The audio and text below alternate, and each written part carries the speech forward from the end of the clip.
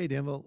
Alan Childs here, Chief of Police for the town. We're 10-8 in service, which means we're here to make people's lives better, and we do that by safeguarding the lives, rights, and property of everyone we serve. I want to appreciate and say thank you for everyone joining in live. If you have a question that you'd like answered live during the show, throw it in the chat and we'll work to get it. What we do, and you may have noticed it last show, is we'll wait for a natural break and then I'll go through some of those comments and then we'll work to answer those live during the show. We do have some of the evergreens, and we've got some new announcements that we want to make sure that you're aware of. But go ahead and download the FEMA All Hazards Guide. We just finished up our series on that, so I hope everyone took something away. And I hope the big thing you took away is just to download it. It's got a lot of good information in there on how you can stay safe. Also, download the FEMA or the Wildfire Preparedness and Evacuation Guide by the Contra Costa County Office of the Sheriff. A lot of good information in there, and make sure you sign up, you opt in to receive community warning system information. So if there is a big hazard, that's how we're going to let you know. Inside the Wildfire Preparedness Guide, a lot of good information in there on how you can prepare yourself and your family for those events. Make sure you have this site bookmarked over at PG&E. Lots of good information there. And frankly, if the power goes out, this is the best place you can go for information to stay up to date. And there's some good information on what you can do to prepare yourself should the power go out. Here's our new announcements. We've got a teen academy. We do this once a year. It is wildly popular, so make sure you sign up early. It's July 24th through the 27th this year. That's Monday through Thursday. And what we end up doing is on the Friday, we do a different academy. They're going to get topics that are age appropriate in use of force, search and seizure. There'll be a canine demonstration, investigations. We actually do bring them out to the range for some of this as well. And so it is a lot of fun. And then on the Friday, on the 28th, we're going to have a one day, and this is for your 11 through 14-year-olds. So think of this as kind of your middle school crowd, and the other one is your high school crowd. And what we do is we really try to tailor the information for their age. It's not the same content. It's the same topics, but not the same to the same level as what we would do like in our Adult Citizens Academy. So a lot of good information there. We get a lot of good feedback from it. The kids seem to like it. It's a good way to kind of ditch your kids. You know, maybe you can send them down to us. We'll watch them for a little bit, give them some education, and you can go downtown and enjoy like a nice cup of coffee or something. All right, on to crime. CommunityCrimeMap.com. This is where you can download information direct from our database. Some of the things that we don't put in there are sexual assault crimes, family violence, those sort of things, and we do that to protect the victims of those crimes. You can also have information on the sexual offender registry there as well. So if you're looking for someone on Megan's Law, it'll be found there. But let me talk about that real quick. This question did come up in patrol. There was a neighbor that called and said, I think the person that lives next to me is on Megan's Law, and I want you to give me all the information you have on them. That isn't really how it works. What is publicly releasable is what is on the Megan's Law website. There are different tiers, and I'm not going to give to that level of detail here, but just know that there are different tiers of sexual assault or sexual offender registrants.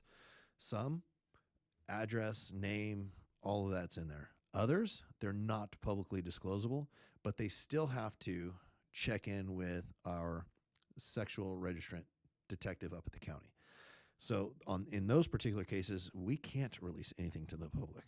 The law forbids us to do that, so it's nothing we can do.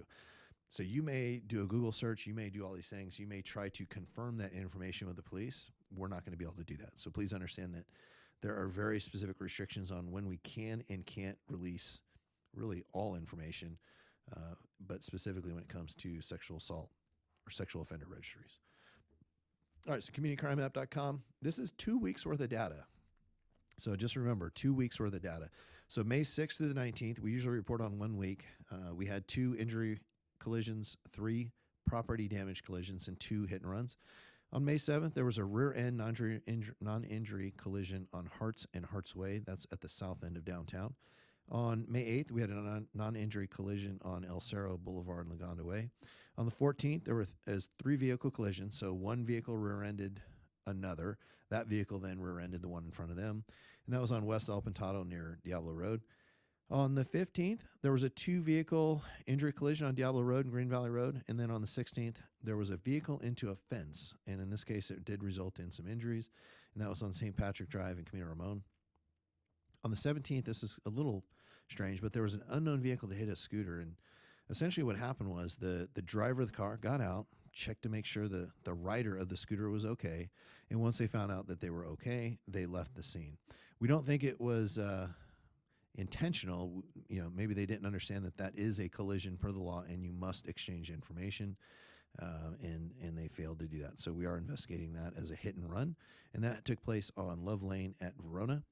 On the 18th, there was a vehicle into a retaining wall on Monterey near Macomber. And in that one, the suspect fled, but we do have them identified and we're working to solve that one. All right, so this is the crime. This is for 2 weeks, and I did highlight one. You'll notice that typically if there is a rape, and we get very few, we usually get 1, maybe 2 a year, we do not report on those. I will report the stat in this one, and the fact that I'm reporting it in this week is acceptable only in that the rape is reported to have occurred a couple of years ago. So it's a very cold reported rape, and so it will go down as a reported rape for this year. All right, so we did have one robbery, and that is the Estes robbery that I'm talking about. And Estes is the case that defines this specific type of a robbery. We had one burglary, commercial burglary. We had 5 thefts and 1 vehicle theft. On the 7th, we had a theft, and this is the burglary. And this is because we believe the people went into the store with the intent to commit the theft. And this is from the Bevmo on Diablo Road at 12:30. And on the 10th, we had a theft of merchandise from Costco on Fostoria Way, and that was at 1:30. On the 11th, we arrested 2 people for stealing packages on 600 block of Diablo Road, and I'll talk about that under the arrest section later. On the 13th, there was a theft of tools, and this was from an unlocked vehicle on the 200 block of Amigo Road, and this occurred sometime over the evening hours. On the 14th, this is the Estes robbery, and this is from Costco on Fostoria, and it took place about 1:58 on the 14th. Now, an Estes robbery, what that means is typically, and I'll give some definitions real quick. Typically, when we think of a robbery, like sometimes you hear people say, my house was robbed. Usually that's not the case. The house was usually burglarized. So a theft is when you take someone's property, no intent of giving it back. A burglary is when a person enters any structure with the intent to commit a theft or any felony. And then a robbery is when you take someone's property by force or fear. An Estes robbery, what makes it a little bit unique and a little bit different is the intent to commit the robbery isn't formed ahead of the robbery itself. And what happens is, in this particular case, the people went in to steal from the store, their loss prevention, who is absolutely phenomenal. Costco does great. We love Costco. They report things on time. They are really advocating to keep crime down. So they are a good community partner. They went to try to stop the person from committing the theft. The person then used violence against the loss prevention person in order to continue the theft. And because they then used violence at that point, that turned that theft into a robbery. And so we end up investigating those as robberies. So that is the difference, and that is why we have the one robbery for the week, or for the 2 weeks. It would have been a theft, but the person eventually used force to carry out the theft. On the 15th, there was a theft of a bicycle, and this was a bike that was left at the Sycamore School overnight between the 25th at about 2:20 and the 26th at 8:30 in the morning. And then on the 16th, we had a theft of more merchandise from Bevmo on Diablo Road, and this is at 12:22, almost 8 minutes prior to the one the week before. And then on the 19th, we had a vehicle stolen from Torini Court, and this was later recovered in San Francisco with damage. We were able to use the smart part of the car to figure out exactly where the car was and go have it recovered. In cases like that where we recover the car, what we do and what we did in this case is we actually tow the car back to the police department, and we will process that car, DNA, any evidence. Believe it or not, sometimes there's receipts that are left in there that can help us find out who took it. But anything that we can do to process that car. And then it also provides the owner an opportunity to just come here and pick it up and not have to go to some tow yard in the city. All right, let's move on to the arrest log. And as a reminder, let me pull this up first. If you have any questions, and Dan, thanks. I'm going to turn the volume up. I'll see if I can get that up a little higher here. Hey, Dan, since you made a comment about the volume, if you could do me a favor, I just raised it. If you could let me know if it's okay in the comments, I would appreciate that. All right, so if you have a comment, go ahead and throw it in the chat, and we'll make sure that that your comment or question gets addressed or answered. That we're going to move on to the arrest log. May 6th through the 19th, it's actually going to cover a couple of pages. Let's start at the bottom. There were 3 arrests made for domestic violence over the past 2 weeks. We do not report on the dates, the locations, or any of that, and we do that in order to protect the victims. I threw that on there because we don't normally talk about it, but because we're covering a 2-week period, I thought it's important for you to see kind of a snapshot that there are other arrests that are made. There are other crimes that get investigated, and it is something that does happen here in Danville. All right, on the 11th, we arrested 2 men, and this was the package theft for stealing packages after they were reported by a resident. And this was interesting, and we ended up booking both of those in jail. But the 2 people, and this is kudos to you, Danville. You are the expert in your neighborhood. And what happened was a very, very alert neighbor was looking and saw someone in a car following the Amazon truck. And every time the Amazon truck would stop, drop a package, that truck would go and pick the package up and continue to follow. They gave a great description of the vehicle. Our officers were able to go out, quickly detain the 2 people in the car. They could see the packages there, made the arrest, booked them in jail. Great job. Those packages would be long gone if it wasn't for a very alert neighbor. Now, here's the thing.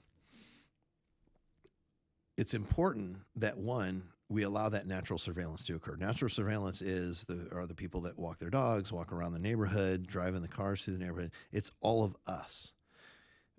We enable good natural surveillance if we keep up our home, if we have good lighting on our home, if we keep our bushes trimmed low, our trees trimmed high, if we've got good lighting for darkness, and if we have cameras. Those are all great things to keep that natural surveillance. But you also have to have the courage that if you see something, you have to actually say something. And we've gotten calls that are very similar to that, where people call in and they report something suspicious. Someone's backed into their neighbor's driveway, or, there's a car just sitting out in front of a neighborhood. And we go out there and there's a very reasonable explanation for why it's happening. It's not criminal. And it just gives us an opportunity to go out, say hi to someone, introduce ourselves, and be on our way. So we recommend, please, if you see that suspicious thing, please make sure you call. On the 15th, we arrested a man for possessing a controlled substance, drug paraphernalia, and a probation violation, and that took place on El Cerro Boulevard, believe it or not, right in front of the police department. On the 15th, the man was booked at the MDF for an out-of-county warrant, possession of a controlled substance, and for being under the influence of a controlled substance, and this was on the 900 block of San Ramon Valley Boulevard. On the 17th, we booked a man for MDF after he was found to be DUI, driving under the influence of alcohol, on Camino Tasera and Ramona Road. On the 17th, this is where we did our decoy sting. Usually about twice a year, what we'll do as a police department is we will take minors, usually between the ages of 16 and 19, that have valid IDs. They'll go out with an investigations team, and they'll go to many, if not all, of the businesses that sell alcohol, whether it's a restaurant that sells it for dine-in or if it's a business that sells it for carry-out. We'll go, and that minor will attempt to buy alcohol. And so usually we do 20, 30 locations. In this case, we actually ended up citing 3 different servers or employees for serving minor to alcohol. What we do is we write that citation up, and it goes down as a misdemeanor arrest. So we did have 3 of those on Friday the 17th, and we did it on a Friday night. On the 17th, a man was issued a citation for an out-of-county warrant during a traffic stop at Camino Tasera and Sycamore. And then on the 18th, we issued 2 citations to people for various charges stemming from violating the town's social host ordinance. And if you remember, a few weeks back, we actually talked about the social host ordinance right here on the show. That is, if you provide a location, a premise where 5 or more juveniles have access to or are being served alcohol or marijuana, you would be in violation of it. And every person, so as an example, not that it happened in this case, as an example, if there were a mother, a father, and 2 children that were there, and they were all throwing this party, and they all provided alcohol to 5 or more minors, we would cite all 4 of them. We don't just cite mom. We don't just cite dad. We would cite both. And if the kids are the ones throwing the party, we'll cite them as well. We have a 0 tolerance policy. I tell our staff, our officers, that they are to enforce that ordinance And the idea is we don't want kids leaving homes where they've been served and they've got alcohol and they've got drugs on board, and now they're getting in car accidents. It seems like, not to knock on wood, but it seems like during the kind of the graduation season is when those tend to ramp up. And so you can see, as an example, proactively, we went to a lot of the businesses to make sure that they're in compliance, that your sons, your daughters are not getting served alcohol at local businesses. And in response to a neighborhood complaint about a loud party, when our officers notice a violation of that town social host ordinance, they will take enforcement action. All right, that is it for our arrest report. So that was a couple pages. So again, I'd prefer to have 0, which would mean that there were no violations and no one was in a condition that might cause them to get hurt. But know that your officers will be out there in both a proactive and a reactive stance to make sure to keep people safe. All right, our annual report 2023, we're almost wrapped up here. What we're going to talk about today is outreach. The first thing on the list actually is this show.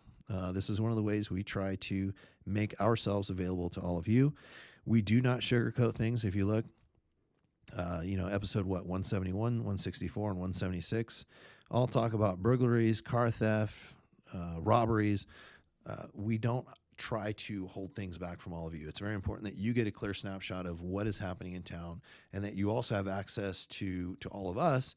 So should you have a question or a concern, you can raise it right here. If you don't want to raise it in the show notes because it's maybe a private issue, you can always email, call any one of us, and we'd be happy to help. And so the goal of our outreach program is to, 1, make how we do our job transparent, and then 2, to make sure that you have an avenue to engage with the police that serve the community. Some of the other things we do: Coffee with the Cops. You'll see us 2 to 3 times a month out at various coffee shops. We were at Maison Benoit a few weeks ago. That was fantastic. Sometimes we'll even do some of the restaurants. During some of the football games, we've even hung out at Foster Freeze in an effort to try to reach some of the kids. Recess with the Cop is a program where we go out once a week to an elementary or middle school. We go out to all of them, not just our public schools, although we love our public schools, but we do go to all of the schools. And then we even go to some of the like daycare centers upon request. So if you have a group of kids, or really a group of anybody, and you want officers to come out, we're more than happy to come out. Cop Cars the Community is right in line with that, which is a volunteer-led program where if you want officers to come out, we've come out for birthday parties, after-school events, any kind of a special occasion, more than happy to come out. And our opinion is, any chance that we have to engage with all of you, maybe give an update on what crime is looking like, what preventative measures we can take as a community to keep things safe, more than happy to do that. And you can see we're always snapping a couple of pictures as we do it, and lots of happy smiles when we're out there. And it's something that we do like to do.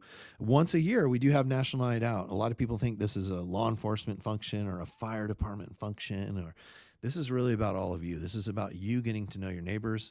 It occurs the first Tuesday in August, and it's just a great opportunity. And usually we go anywhere from, I think, 16 to, we've had as high as like 20 neighborhoods. That is outstanding. That means there's 16 or 20 pockets of neighbors that are getting together and getting to know each other. And I think the best thing I can hear is, hey, aren't you that guy that lives on Borica? Or, hey, aren't you that gal that lives over on Fountain Springs? And it's connecting all of you to each other. That way, when you do see something out of place, you know who your neighbors are, and you've got good, strong connections with them. And I'll tell you this, if you want the chief to come to your National Night Out event, let me know there's barbecue, and certainly I'll be there. And I say that in a little bit of jest, but the bottom line is if you want to engage your community, a lot of people ask us, how do we get our community involved? How do we get a neighborhood watch set up? Is actually the easiest thing you can do. You just throw some food on the table and people will come. If you break bread as a neighborhood, people will absolutely come. We went to one over on Wood Ranch. I think it was probably 3, maybe 4 months ago. It was absolutely fantastic. It's neighbor-led, but it rotates homes. So everyone gets an opportunity to host it, and everybody's just coming with a nice big plate of food. It was great, and I had a great time. So we're more than happy to come out, but National Night Out is a great opportunity. It occurs once a year on first Tuesday in August. Our Citizens Academy, we announced it at the beginning of the show. We've got our junior academies. We will have another adult Citizens Academy in the fall. We just wrapped up our spring one, but these are programs for middle schoolers, high schoolers, for our adults. You can see one of our graduating classes right there. Lots of good people come and join us. And the reality is this is just another opportunity for us to, in a transparent way, show you everything it is that we do. And what I value from it and what I take away is actually the feedback that we get from all of you. At the end of the course, we ask very simple questions. What is it that we can do differently to provide better service to the community? And where should we be focusing on? The other side is what can we do to strengthen the Citizens Academy to make it a stronger and more valuable experience for all of you. It's also our pipeline to bring in volunteers. All of our volunteers, the ones that you see wearing shirts like this, but they're white, they've all gone through that program. And the reason we like them to go through that program is they really get to drill down on what our philosophy is and how we provide service, so that as ambassadors to the community, they can really, cast out our message and send it out. All right. We have had, I want to say a problem, but I feel like I'm the fun police a little bit. We've talked about this before, but these are the electric scooters. We want people to drive them safely. We want people to, fit in well. We don't want people on, say, the Iron Horse Trail to be scared to walk on the Iron Horse Trail, clutching their dog, clutching their wife or their kids. And so we really need some basic courtesy, but also we need to follow the law. And so what we're going to do is we're going to cover what an electric scooter is, but more importantly, where can I ride and what must I do in order to ride these? An electric scooter essentially is something with two wheels that you can either stand or sit on, that is propelled by an electric motor. I'm going to use this wonky chart because it actually works really well. The two areas we're going to look at is, what it is that you must do or must not do, such as wear a helmet, and then the motorized scooter. And we'll go over it section by section. All right, so the max speed of a motorized scooter that you can drive is 15 miles an hour. The minimum age is 15 and a half, and so you must have a license. So if you're in middle school, I don't see a way around that unless you're you redshirted your first 2 years of middle school and you're, a 16-year-old middle schooler. You can't ride it. And so if you're on the roadway, which is where most of these are being ridden, if you're under 15 and a half, in other words, if you do not have a permit or a license to drive a car, you actually can't drive these in the road. So the only place you can drive them are parking lots, private property, things like that. And so all these little kids that we see that are driving these things all over the place, they are all violating the law. And I know that sounds like I'm being the fun police, but we're really trying to keep them from getting hit. I've taken emails and phone calls of parents and people in the community. One lady was almost in tears. She was so afraid that she had almost ran over someone's 12-year-old. And it sounds a little hyperbolic, but that truly is a tragedy waiting to happen, and it's something that we don't want to see. We are deep in the education phase right now. One of the things you're going to see is we're going to start putting these signs up, and it's going to go along with one of our programs here. But if you look, you're going to start seeing these up, and it's basically going to tell us what can we do and what can't we do. Like in this case, can we ride e-scooters on sidewalks? And the answer is no. The vehicle code does not allow electronic scooters to be ridden on any sidewalk, period. So all the people that you see riding them on the sidewalks, they're not supposed to be there. Where are they supposed to ride? They're supposed to ride them in the roadway, and that's on a road that's designated 25 miles an hour or less, or if there's a designated bike lane. So on San Ramon Valley Boulevard, you've got a bike lane. On Camino Tasajara, there's a bike lane. So those motorized scooters, they can ride in those bike lanes. But let's take a look at some of the other requirements. Is there a helmet required while riding an e-scooter? Only if the person is under 18. So if you're in that 16, 17, 18 years old, you cannot ride that scooter without a helmet on. So this is a tricky one. Are you allowed on bike paths and trails? Per the vehicle code, yes. Per the East Bay Regional Parks ordinance, no. So you cannot ride an electric scooter on the Iron Horse Trail. It is not allowed. Are you allowed to ride on sidewalk? No, you cannot ride on the sidewalk. So that is, I know those sound like really restrictive rules, and they are.